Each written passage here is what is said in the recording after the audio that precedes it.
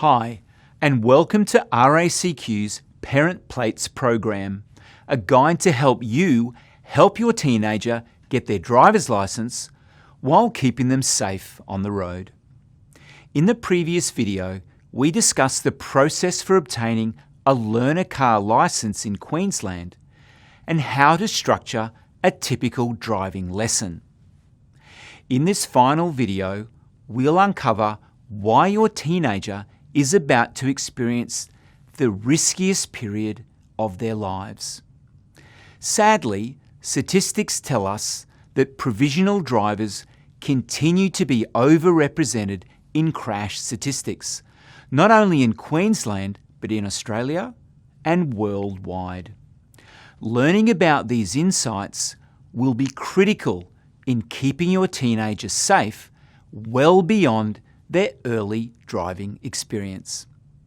As mentioned in our previous Parent Plate videos, the learning to drive experience for both parents and teenagers can be both an exciting yet nervous time. For parents, the fundamental concern is not only for our teenagers to be safe while learning, but also to remain safe drivers for life. Letting your teenager, complete with P plates in hand, drive off into the sunset can be worrying to say the least.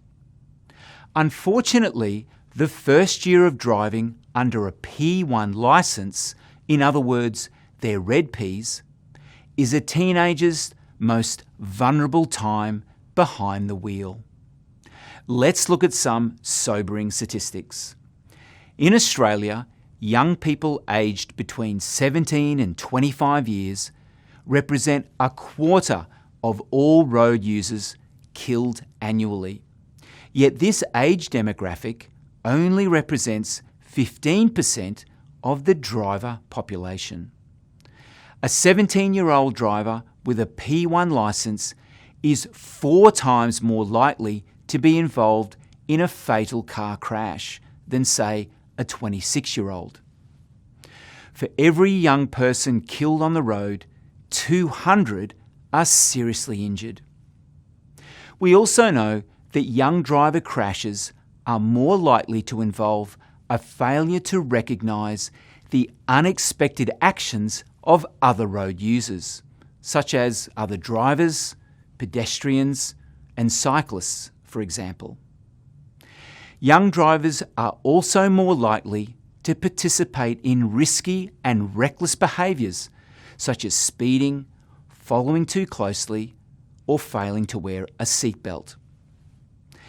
Statistics also tell us that most crashes involving young people occur mainly at night, usually on the weekend, involving 2 or more passengers in a car which is smaller and usually older with fewer safety features. Would you believe that learner drivers, those attaining their 100 hours of driving practice, are actually the safest drivers on our roads? The reason the learner driver avoids crashes is because as supervisors, we do a really good job of providing a second set of eyes and identifying hazards.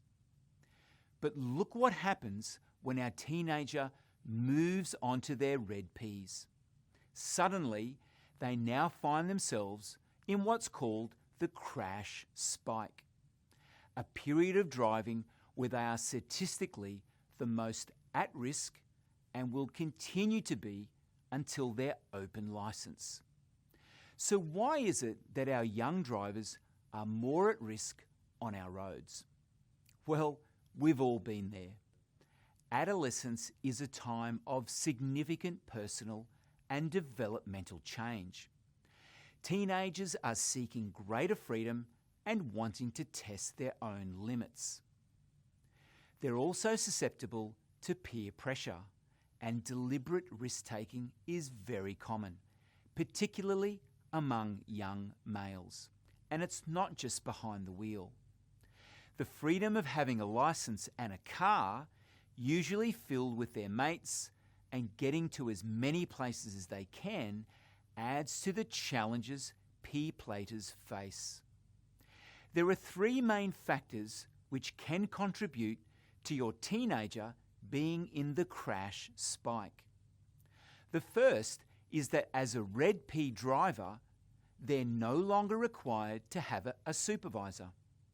They don't have that safe guardian sitting beside them, someone watching for hazards and having the experience to interpret complex driving situations. The second factor is that provisional drivers are inexperienced and will commonly underestimate many risks on the road. Typically, they'll also overestimate their capacity to deal with these risks. This is because they have little insight into their own inexperience and how to moderate their driving behaviour. Young drivers have poorer vehicle handling skills and don't have the expertise to recognise and anticipate hazards. They also have underdeveloped judgment skills. For example, the ability to judge the approaching speed of an oncoming vehicle, or the ability to anticipate the unexpected actions of other road users. The third factor is age. The fact is, your teenager is working with a brain which is still very much under construction. Physiologically, this brain development occurs from back to front. So when it comes to operating a motor vehicle, this can be quite a challenge. The reason for this all centres on the front aspect of the brain called the prefrontal cortex, the part concerned with impulse control, making sensible decisions, and the ability to process consequences and actions. The big problem is that the prefrontal cortex of a teenager is developed last, and it'll be late into their 20s until construction is completed. In the meantime, they'll find it difficult to modify thrill and sensation-seeking behaviour and to regulate their emotions in the moment. In summary, teenagers know of risks but can't think through risk and reward evenly when making decisions, especially with their peers around. They also have less spare brain capacity to identify hazards and manage competing tasks. So with this in mind, it's going to be a particularly challenging time for you and your teenager to make sure they're safe on the road. So what are the three most important things you can do as a parent to help your teenager survive the crash spike? Number one, practice. Remember that becoming a safe driver takes time and plenty of practice. So make the 100 hours count. Don't just have your teenager driving to school or to the shops. Start with low-risk situations, but ensure you transition to more challenging scenarios as your teenager becomes more experienced. Drive at night, in the rain, in low light, in built-up areas, or out of the CBD. The exposure to varying road and driving conditions cannot be overstated. As a supervisor, the most important elements to teach during this practice time is hazard perception and how to respond to complex traffic situations. Number two, be a good role model. Don't underestimate how much your teenager will learn from you when you drive. At this age, they're literally a sponge for information, and your actions and words will be on show. They will copy your behaviour, whether it's good or bad. Being a good role model also means knowing the road rules. So make sure you're proficient when it comes to giving way, mobile phone use, changing lanes, or merging. And number 3, closely monitor your young driver's solo driving.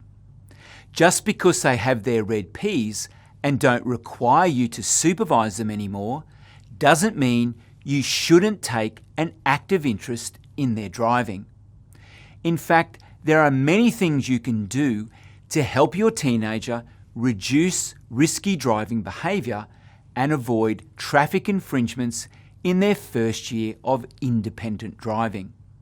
As their parent, discuss with your teenager reasonable boundaries around access to the family car, the number of passengers they can carry, or the time of day when driving. Take the time to understand the driving restrictions which are placed on P-plate drivers through their red and green plates. These will include restriction on mobile phone use, the operation of high-powered vehicles, and passenger numbers. As a final word, encourage your young driver to adhere to the fatal 5. Always wear a seatbelt, stick to the speed limit, don't be distracted, and never drive or ride in a vehicle when alcohol, drugs, or fatigue is involved. I hope you've enjoyed these 4 videos to help you and your teenager get ready for their Learn to Drive journey. And we hope that you now have the tools to ensure a safe driving experience well beyond your teenager's learning years. Drive safe.